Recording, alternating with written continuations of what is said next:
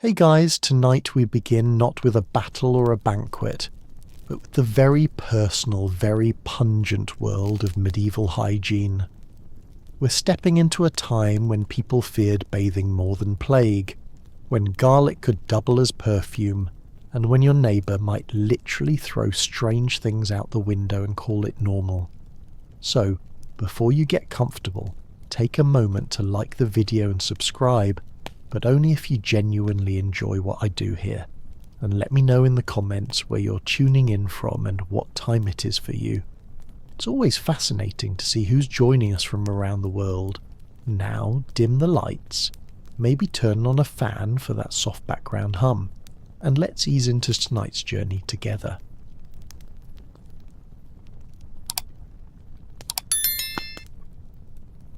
Cleanliness is next to godliness, said absolutely no one in the 14th century. Let's begin with the surprising fact. In the early Middle Ages, bathing was actually considered a good thing. Monasteries had bath houses. Roman traditions of soaking and scrubbing still lingered in some corner of Europe. But over time, particularly by the late medieval period, the idea of bathing shifted from healthy to hazardous. So what changed? In short, fear, superstition, and a wildly incorrect understanding of how the human body worked. People believed that hot water opened the pores, which they thought allowed illness to seep in. Imagine bathing during a plague outbreak and thinking, I've just turned myself into a sponge for death. That was the mindset. Bathing too often, they feared, could weaken your body and even invite disease. Water in this worldview wasn't cleansing, it was treacherous. It didn't help that bathhouse became morally suspicious. By the 13th and 14th centuries, many public bathhouses, once places of hygiene and even community, became social hubs with a rather scandalous reputation. Some operated like spas, others like brothels. Eventually, church leaders began to associate bathing with sin, which in medieval Europe was an excellent way to get things shut down. So instead of scrubbing down, many medieval folks just stopped bathing altogether. Not because they loved being dirty, but because staying dry was seen as safer, holier, and frankly more modest. After all, being naked was one thing. Being naked in hot water, that was practically inviting the devil in for a splash. This doesn't mean everyone wandered around like a mud-covered goblin. People still cleaned themselves in bits and pieces, washing hands, faces and feet with cloths and herbal rinses. But the full-body soak became rare, reserved for the very wealthy, the dangerously brave, or the terminally itchy. So yes, medieval people feared bathing, but not because they were lazy or ignorant. They were trying in their own 14th century way to stay healthy. Unfortunately, without germ theory, indoor plumbing, or a basic grasp of microbiology, the strategy was more paranoia than prevention. Once upon a time in a town that didn't yet smell like horse manure and regret, the public bathhouse was a hub of hygiene, health, and mildly inappropriate social interaction. Inspired by lingering Roman influence, early medieval bathhouses offered warm water, communal tubs, and a hint of optimism. These were places where townsfolk could soak, steam, and chat, like a medieval spa day, minus the cucumbers and scented candles. Monks, merchants, and even lower nobles used them. Cleanliness for a brief moment in time was both possible and fashionable. Then things got steamy in the worst way. By the 13th century, bathhouse had acquired a reputation for, let's say, multitasking. Bathing became less about cleanliness and more about companionship. Some bathhouses began offering extra services with attendants who were suspiciously friendly and water that had seen far too many strangers. The line between wellness and wantedness blurred fast. It didn't take long for the church to get involved. Public nudity, even when paired with a loofah, was frowned upon. Sexual misconduct is even worse. Bathhouse became synonymous with sin, disease, and scandal, and once the Black Death rolled into town, people were more than happy to shut them down permanently. After all, you can't spread plague through a public tub if the tub's been boarded shut and declared morally compromised. But it wasn't just sin and sickness that doomed the bathhouse. It was suspicion. Over time, bathing itself began to seem indulgent, even dangerous. The very idea of soaking your body in warm water, especially with strangers, felt like a gateway to both physical and spiritual ruin. And so, one by one, the bathhouse closed. Some were turned into bakeries, others were simply abandoned and left to rot. A poetic fate, really, for buildings meant to keep people clean. Meanwhile, in monasteries, monks quietly lamented the loss. Many had maintained hygienic practices for centuries, including scheduled bathing, but now even that was in question. The church wasn't banning hygiene outright, just making it incredibly difficult to achieve. Thus began the golden age of dry cleaning, medieval style.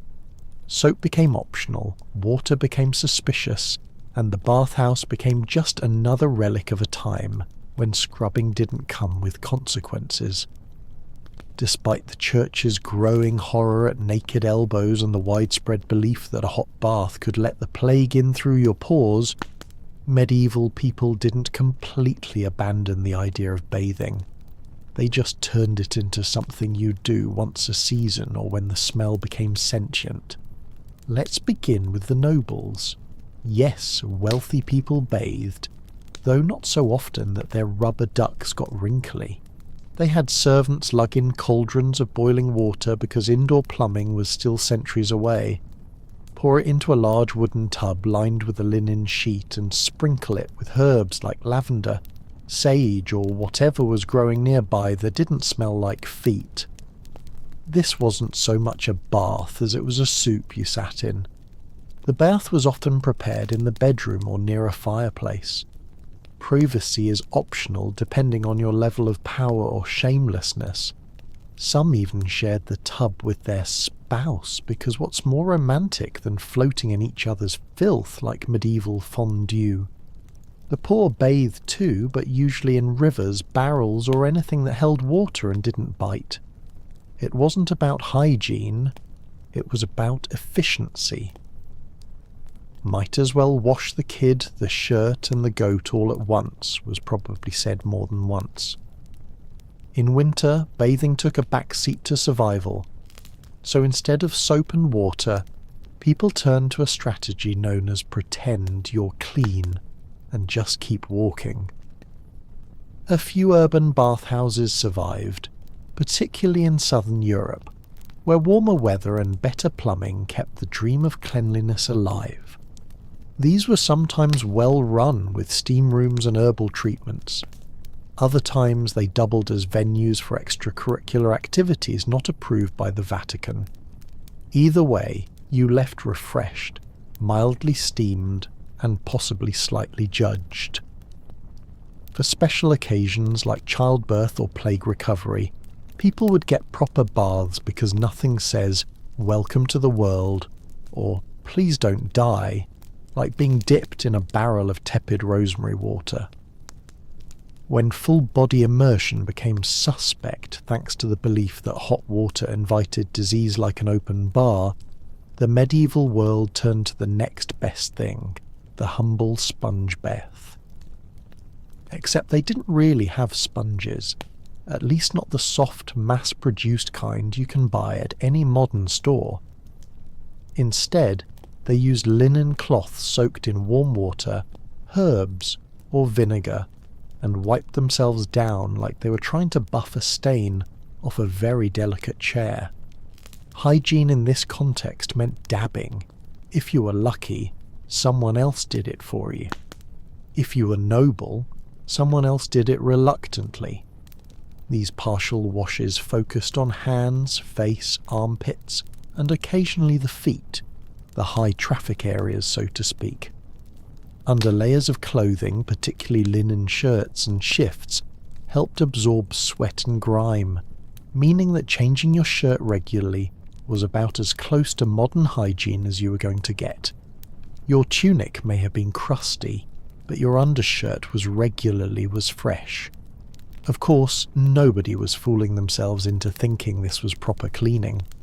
But if water was limited, or if you believed a proper bath might invite the Black Death, this was the safe bet.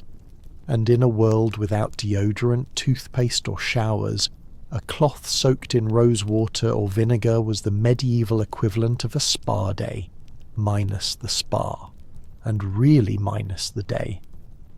For wealthier folks, attendants might heat water, mix in herbs like rosemary or marjoram, and gently wash their master or mistress while pretending not to judge them. Peasants would boil water over a fire, then ladle it out into bowls and do the same, perhaps without the subtle judgment, but definitely with more draught. And if you were a monk, you probably had a better routine than most. Many monastic orders required scheduled washing, even if it was more spiritual than sanitary. Either way, the result was the same: a quick rub down, a whisper of moisture, and a renewed sense of being just clean enough to not scare the livestock. So, no, it wasn't glamorous, but it worked. More or less. At least until you had to ride a horse for 6 hours through mud. If medieval hair had a motto, it would probably be flammable but fragrant. Contrary to popular belief, people didn't walk around with matted bird nests on their heads, at least not intentionally. They did in fact wash their hair, just not frequently, and certainly not with anything resembling shampoo. So, what did they use? A variety of homebrewed concoctions that sounded like the first draft of a spell book. One popular choice was lye soap made from wood ash and animal fat, which was great for cutting through grease and also your scalp if used too often. Pair that with water of dubious quality, and you've got yourself a medieval chemical peel. For those hoping to preserve their follicles a little longer, egg yolks were sometimes used as a gentler cleanser. And yes, that meant sitting in a freezing hut with raw eggs sliding down your neck while trying to convince yourself this was nourishing. Others rinsed with beer, which, if nothing else, made you smell like you'd had a wild night, even if you were just trying to remove lice. Some hair washing recipes included vinegar infusions with rosemary or lavender, which did double duty. They covered up other smells and gave the illusion of care. But let's be clear, no one was lathering up and rinsing twice. This was more of a targeted splash and squeeze operation. Water temperature also mattered. Hot water was believed to weaken the brain. Cold water could give you the plague. Lukewarm was the sweet spot, assuming you had fuel to heat it and didn't mind waiting 3 hours for a bucket of bath water that your sibling hadn't already used. Brushing, on the other hand, was routine. Combs made of bone, wood, or horn were common and often elaborately carved.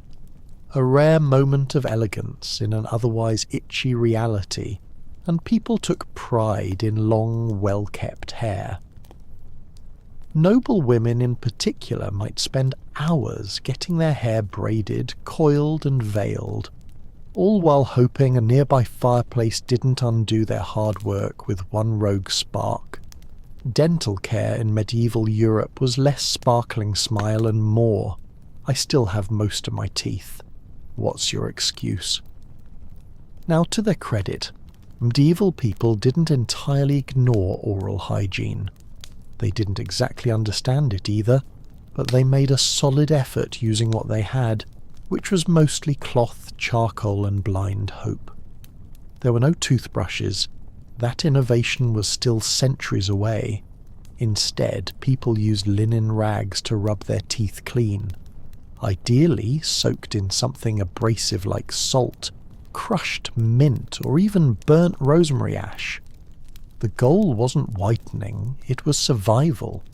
If your breath didn't knock someone over, you were already winning. Some opted for chewing sticks, thin twigs from trees like hazel or elm, frayed at one end to create a brush-like effect. You chew until the fibres separate, then scrub your teeth. Think of it as the original biodegradable toothbrush. Organic, compostable, and weirdly bark-flavoured. To freshen breath, people chewed fennel seeds, cloves, or cardamom, depending on what they could afford or steal from the spice rack. In wealthier circles, you might rinse your mouth with vinegar, wine, or even myrrh water, because nothing says dental sophistication like gargling a fluid, also used to embalm pharaohs. And if you're wondering about toothpaste, it did sort of exist. Some recipes included powdered charcoal, crushed eggshells, and oyster shell ash mixed with honey or oil to form a gritty paste. If your mouth didn't feel cleaner afterward, it at least felt sandblasted. Now dentists, if you could call them that, were usually barbers on their off days. If a tooth was loose, infected, or just annoying, the solution was simple: yank it out. No anaesthetic, no questions. Just a wooden chair, a strong grip, and a few words to God. Afterward, you did rinsing with wine as included, and hoping your soul left your body before the infection set in. Despite all this, medieval people weren't necessarily toothless. Diets were lower in processed sugar, and many rural folks had better dental health than modern snackers. But when rot did set in, it set in fast. And the only toothpaste strong enough to fix it was divine intervention. Let's be honest, if you time-travelled to a bustling medieval town square, your first reaction wouldn't be awe, it would be gagging. Because medieval Europe smelled committed to being unforgettable. There was no sewage system, no deodorant, and very few functioning bathtubs, which meant the average street smelled like a combination of sweat, animals, rotting food, and optimism. If your nose survived a trip through the fish market and past the tanner's shop, congratulations. You'd already done better than most tourists. So how did people deal with this old factory chaos? They got creative. Enter the pomander, a small hollow ball filled with herbs and spices, worn around the neck or tucked into clothing like a medieval Glade plug-in. These were stuffed with cloves, cinnamon, lavender or musk, and often dipped in ambergris or whale bath, but fancy to make them smell pleasant. Think of it as carrying around your own portable air filter, only it didn't purify anything. It just politely overpowered the filth. Ladies often wore scented sachets in their bodices, both to mask their own body odour and to ward off the smell of others. Some even braided herbs like rosemary or marjoram directly into their hair. It was equal parts hygiene, fashion and spiritual pest control. For those with coin, perfume was imported from the Middle East or Italy, made from rose oil or civet extracted from the rear end of a very surprised cat-like animal. Applying it involved dabbing, waving, and pretending you weren't just covering up the stench of boiled turnips and regret. And then there were the environmental smells. Open sewers, livestock, candle smoke, and whatever the local butcher had just flung into the street. Cities were often enveloped in a fog of funk, but no one really complained because everyone was in the same nasal nightmare together. It was communal suffering with notes of garlic. The church encouraged spiritual cleanliness, but physical scent was left largely to chance. If you smelled decent, people assumed you were rich or saintly. If you didn't, you were just blending in. If you've ever forgotten to wear deodorant and spent the day nervously checking your armpits like a suspicious criminal, Imagine doing that for your entire life, except no one had deodorant, and everyone smelled like they'd been jousting in wool for 3 days straight. Welcome to the Middle Ages, where body odour wasn't just a possibility, it was an identity. There were no roll-ons, no sprays, and certainly no clinical strength aluminum-based antiperspirants. People simply sweated and then made peace with it, sort of. To mask or manage the musk, people employed various tricks. One common method was alum powder, a natural occurring mineral salt that has mild antibacterial and astringent properties. It didn't stop sweat, but it could cut down on the stench, assuming you remembered to apply it and didn't mind grinding rocks into your pits. Others used chalk, vinegar rinses, or crushed herbs. Sage, mint, and rosemary were popular, not because they were effective, but because they smelled like something better than you. The logic was simple. If you can't stop the sweat, at least try to smell like a salad. In fact, perfumed handkerchiefs were all the rage among nobles, mostly so they could hold them under their noses while navigating crowded streets. No one wants to smell like medieval stew meat, but everyone did. The best you could do was smell like floral stew meat. Medieval medicine also played its part. Unfortunately, physicians believed sweating was a healthy way to purge bad humours, so blocking it was seen as suspicious, possibly even dangerous. You were expected to sweat, stink, and let the body cleanse itself. You weren't unclean, you were just medically fragrant. Then there was the fashion problem. Layers upon layers of wool, linen, and fur trapped heat and moisture like a mobile greenhouse. Combine that with open fires, feasting, and the occasional plague, and you had yourself a sensory experience worthy of a full-blown evacuation. But hey, you weren't alone. Everyone around you smelled. Even the king, even the priests, even the woman selling you radishes who hasn't bathed since Epiphany. In short, deodorant wasn't real, but shared suffering absolutely was. In a world without showers, soaps that didn't maim, or deodorant that didn't involve herbs stuffed into your armpit, medieval people turned to an unlikely hero in their hygiene routine. Linen, not to eat off of, but to wear, preferably close to the body and changed before it grew legs.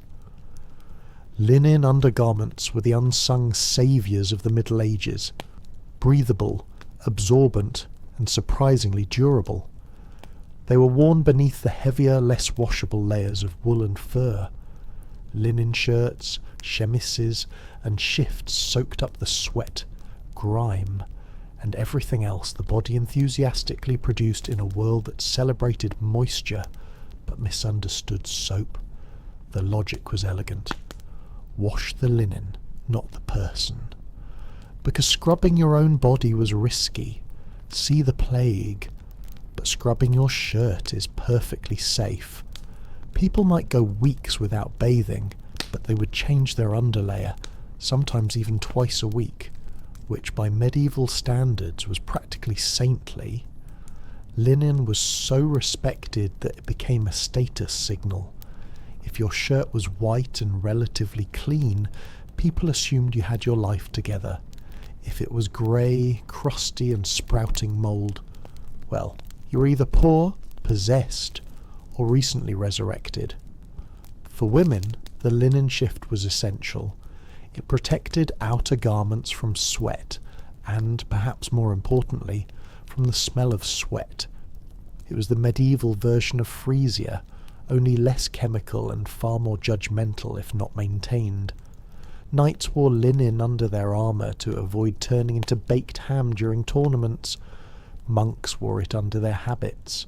Even peasants wore linen tunics, though usually patched, threadbare, and held together by sheer willpower. Of course, washing linen wasn't fun. It involved boiling water, lye, beating the fabric on rocks, and hoping the river didn't sweep it away. but it was still easier than bathing yourself or dealing with the spiritual consequences of baring your chest to a tub of warm water. If there was one thing truly consistent in the medieval hygiene routine, it was itching. Not because people were allergic to linen or hay though, let's be honest, probably that too, but because they were constantly playing host to an entire travelling circus of lice, fleas and mites. Lice were such an everyday nuisance that they were basically treated like unwanted roommates. You didn't get lice, you just had lice. Everyone did. Rich, poor, pious, drunk. Lice didn't discriminate. They were the true equalizers of medieval society. So what did people do? Well, for starters, they combed. Lice combs, often made of bone or wood, were common personal items like a toothbrush is today, except instead of polishing teeth, you were raking bugs off your scalp like some kind of tiny screaming orchard. These combs had fine, closely packed teeth designed to pull out the critters, their eggs, and most of your patients. Another method is boiling clothes or baking them near the fire. The heat could kill the lice, assuming you didn't burn your only tunic in the process. This is also why you might see medieval illustrations of people holding up their shirts near a flame. It wasn't laundry day, it was pest execution. And then there was the classic technique of shaving one's head. Particularly among monks or those who could get away with a bald look, removing all hair was an effective if dramatic solution. Sometimes a wig was worn on top, which ironically could become its own lice hotel if not cleaned properly. Still, the logic was clear. No hair, no home for the vermin. Fleas were another problem, especially for those sleeping in straw mattresses or surrounded by animals. There weren't flea collars or bug sprays, only smoke fumigation and herbal sachets tossed between the sheets. Some believed certain smells repelled the pests. Others probably just hoped the fleas moved on to someone smellier. But the real solution was endurance. Everyone itched. Everyone scratched. It was part of life, like taxes, death, or stepping in something unspeakable near the market stalls. Ah, the medieval toilet, a term that feels wildly optimistic. Because in truth, going to the bathroom in the Middle Ages was less about comfort and more about creative improvisation and lowered expectations. Let's start with the elite. Castles had guardrobes, which were basically closets with a hole in a stone bench that dropped straight down, sometimes into a moat, sometimes into a pit, and occasionally into an unfortunate patch of earth someone forgot to fence off. These were often located high up in towers for privacy and the added thrill of gravity. If you were below one, you learned quickly not to loiter. Peasants, on the other hand, had fewer luxuries. Most did their business outside in the woods near the river or behind the barn. Some villages had communal pits, essentially outhouses with very low standards and even lower privacy. Your neighbour might be in there discussing crop yields mid-squat. For nighttime needs, chamber pots were the star of the show.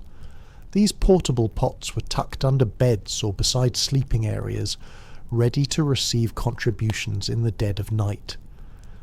If you've never had the pleasure of relieving yourself into a cold ceramic bowl next to your sleeping family in the pitch dark, congratulations. You're not medieval. And what did they do with the contents of said pots? They threw them out the window, literally with a hearty shout of, "Guard low, watch out for the water." Residents would dump their waste into the street below, ideally not hitting any passers-by. But let's face it, accuracy wasn't guaranteed. Street sanitation was handled mostly by gravity and pigs. Cities sometimes had gutters or central ditches to carry waste away, though these often clogged, overflowed, or just sat there fermenting into a neighbourhood feature. Toilet paper, not quite. People used rags, moss, straw, their hands, or, for the very refined, bits of wool or linen scraps. If that sounds unpleasant, imagine using snow in the winter, because they did. Before everyone collectively decided that bathing was suspicious and probably a sin, public bathhouses were actually thriving in medieval Europe. These weren't just tubs and soap, they were the social hotspots of their day. Think of them as medieval spas with a few extra plot twists. Bathhouses offered a variety of services: hot baths, steam rooms, massage, food, music, and, depending on the establishment, the occasional questionable companionship. At their best, they were communal wellness centres. At their worst, they were bare-skinned dens of gossip, gluttony, and light scandal, and sometimes all three before noon. They were called stews, not because you sat in one too long, although you might, but because of the steamy water. Mixed-gender bathing wasn't unheard of, especially in places like Germany or Italy, where attitudes were a bit more relaxed. It wasn't always risque. Families could attend together. Monks sometimes bathed in pairs, but human nature being what it is, boundaries got murky. So did the water. Naturally, this made Bathhouse a favourite target for the church. Clerics warned that bathing in mixed company led to sin, which, to be fair, it often did. Some bathhouses subtly became brothels with plumbing. The waters got hot, and not just from the fire beneath the tub. Then came the plagues, and everything changed. When diseases like the Black Death struck, bathhouses were blamed. Doctors believed open pores invited disease. And since warm baths opened pores, well, the math added up in a we-don't-know-about-germs sort of way. Bathhouse shut down, reputations tanked, and suddenly the public bath was out permanently. Some regions held on to the tradition a bit longer. Southern Europe, the Middle East, and certain port cities kept their stews boiling for decades more.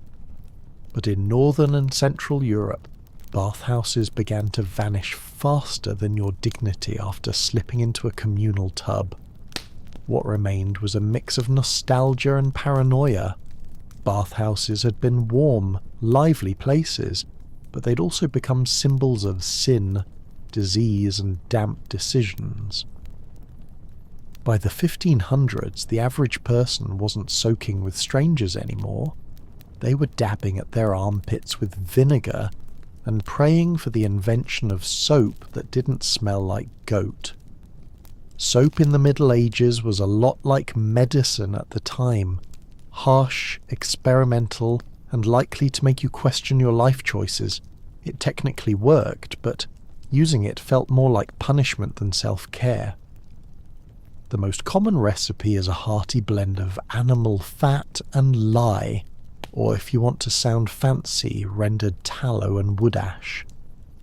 When combined, these ingredients created a substance that could strip dirt, oil, and possibly your soul from any surface. Early soap didn't come in pleasant pastel bars with ocean breeze scents. It came in coarse, waxy lumps that looked like something you'd avoid stepping in. To make it, you needed patience and a strong stomach.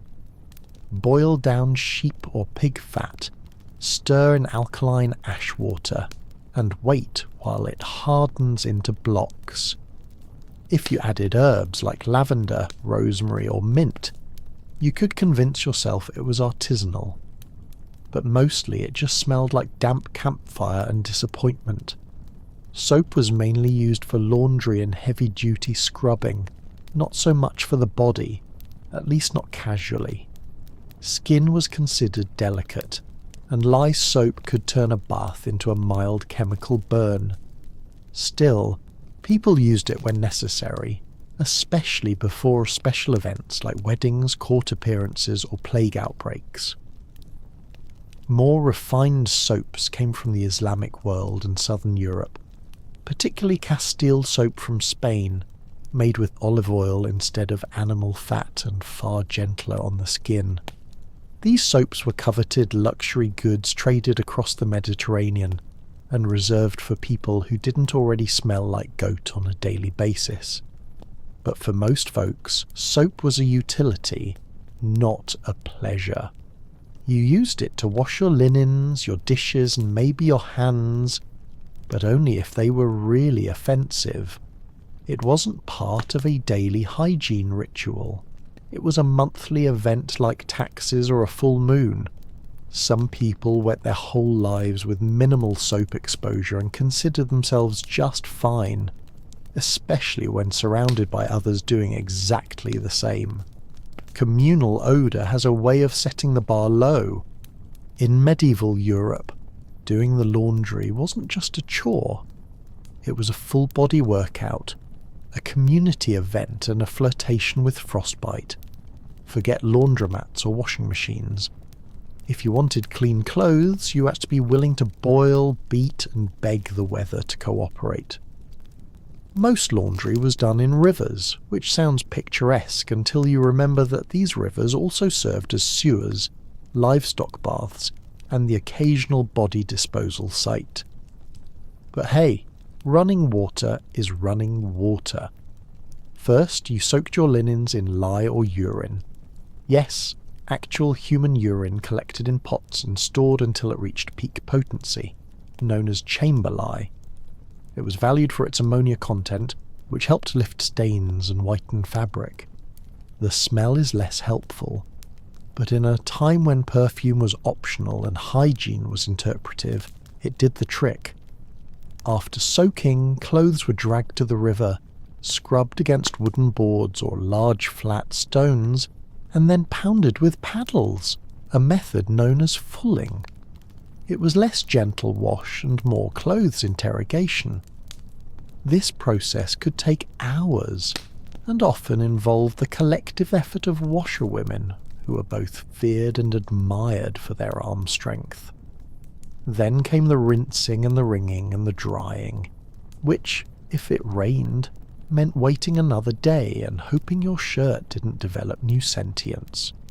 Clothes were often spread across bushes, hedges, or stretched on lines between trees and peasant huts.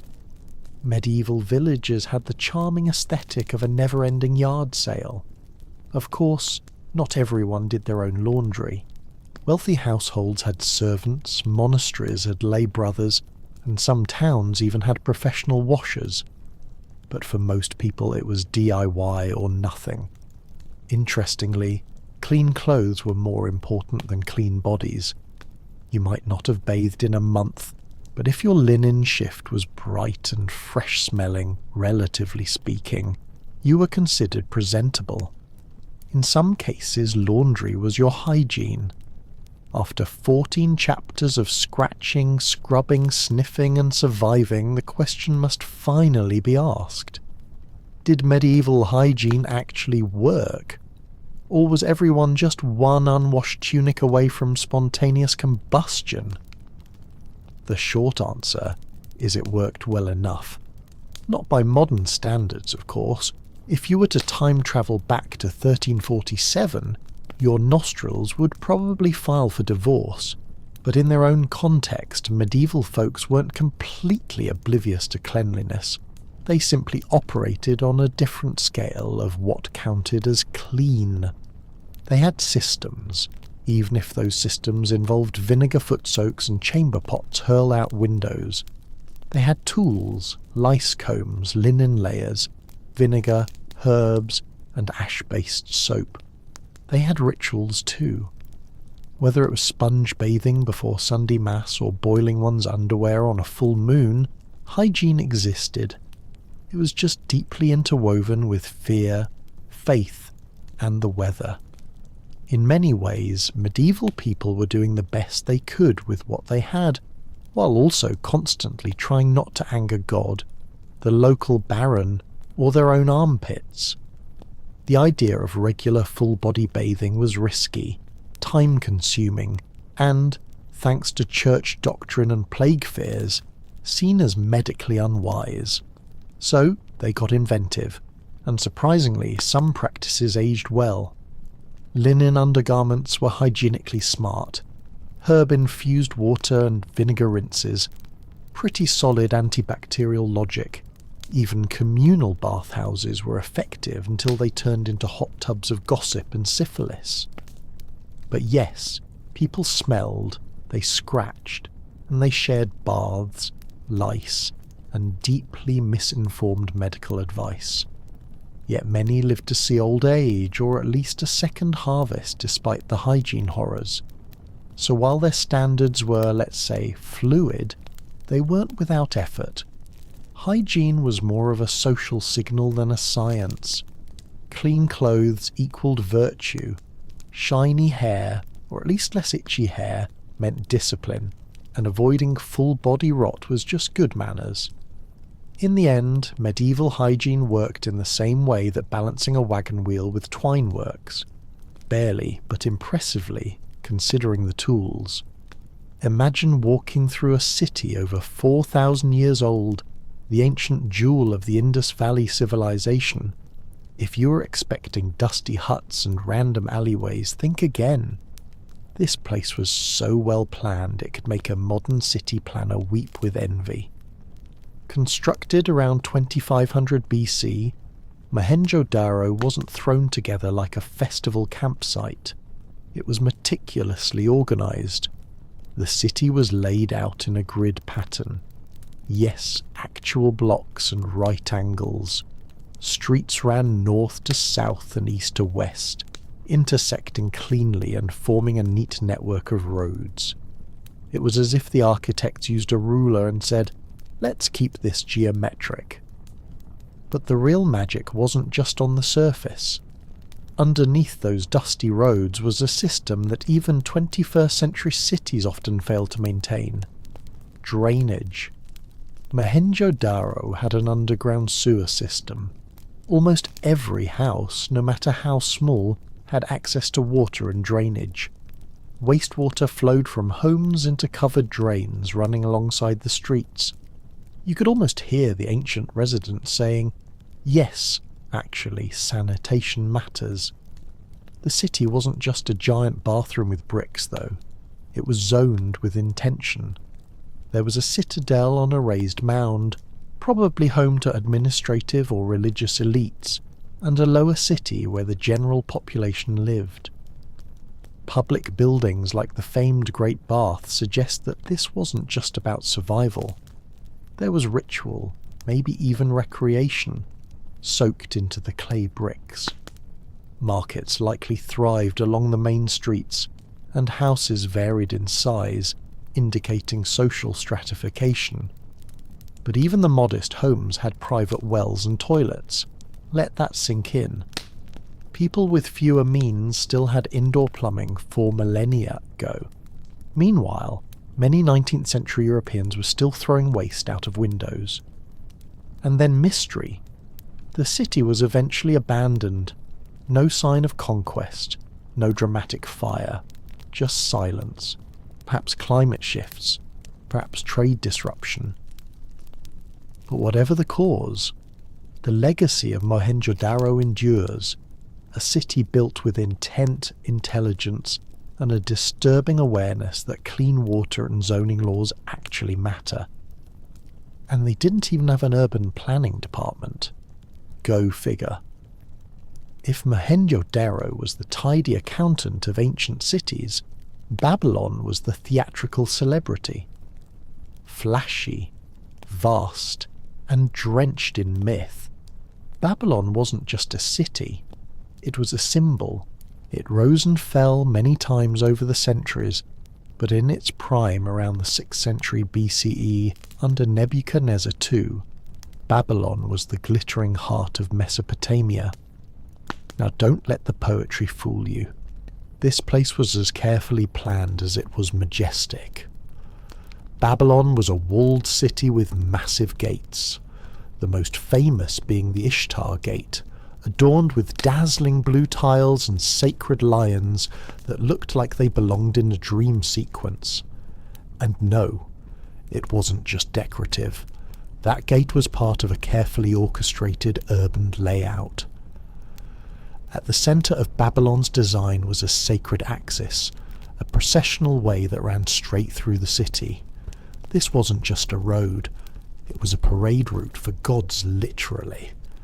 Religious festivals like the Akitu New Year Festival would process along this street, linking the great Eterni ziggurat, which may or may not have inspired the story of the Tower of Babel, to the mighty temple dedicated to the god Marduk.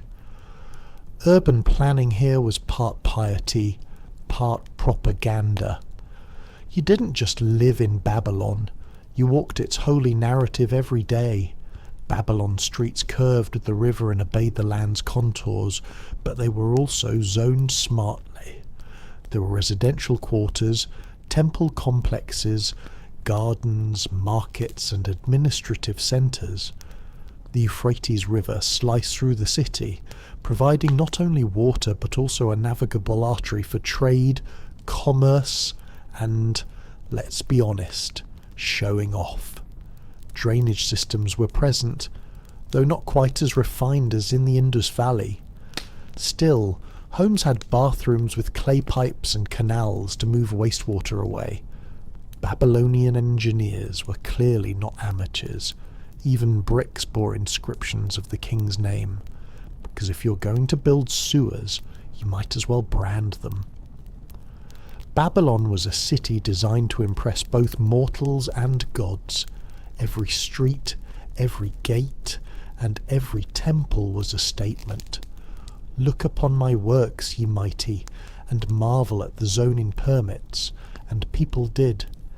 Even Alexander the Great reportedly planned to make Babylon his capital, because once you've walked down a street made for a god, Athens probably feels a bit underwhelming. Roughly 1,000 years before the Aztecs marvelled at its ruins and named it Teotihuacan, the place where gods were born, this ancient Mexican city was already flexing its urban design skills.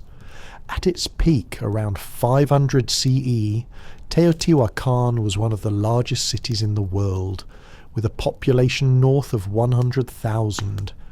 And unlike the chaotic sprawl of some modern megacities, this place was deliberately mapped out with the precision of a sacred geometry student who never forgot their protractor. The city's most iconic feature, the Avenue of the Dead. Despite its morbid name, thanks Aztecs. It was less a cemetery and more a ceremonial boulevard stretching over 2 miles. This grand avenue was no accident.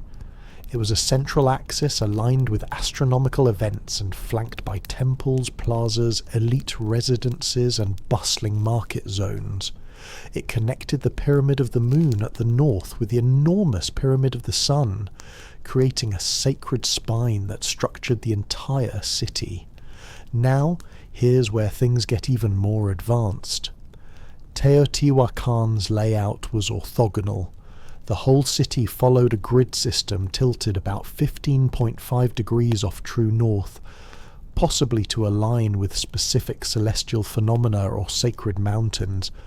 It wasn't random, it was cosmological. This was urban planning with a cosmic compass and zoning. Absolutely. Residential compounds were laid out in modular blocks, often housing multiple families with access to shared patios and drainage systems. Some compounds were highly decorated, indicating wealth, while others showed a more communal working-class lifestyle. This wasn't just a city. It was organised society made visible in stone and stucco. Teotihuacan also had a complex water management system. Canals and drains ran alongside streets and through residential zones, helping to prevent flooding in the rainy season.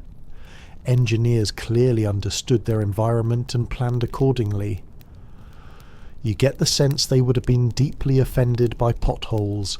There's still much we don't know about who ruled and how power was structured, but we do know this. The city was built to impress both the eyes and the skies. Teotihuacan was a blueprint of order, combining ritual with rationality, and when the Aztecs stumbled upon its towering ruins centuries later, they didn't just admire it, they assumed gods must have built it. Honestly, after seeing the symmetry, who could blame them? When we talk about ancient urban planning, it's tempting to imagine a single mastermind, the ancient version of a city architect with a scroll and a vision. But in the Indus Valley civilization, it seems the planning came not from a ruler's decree, but from a cultural consensus so strong that multiple cities across the region, from Harappa to Lothal, share shockingly similar features.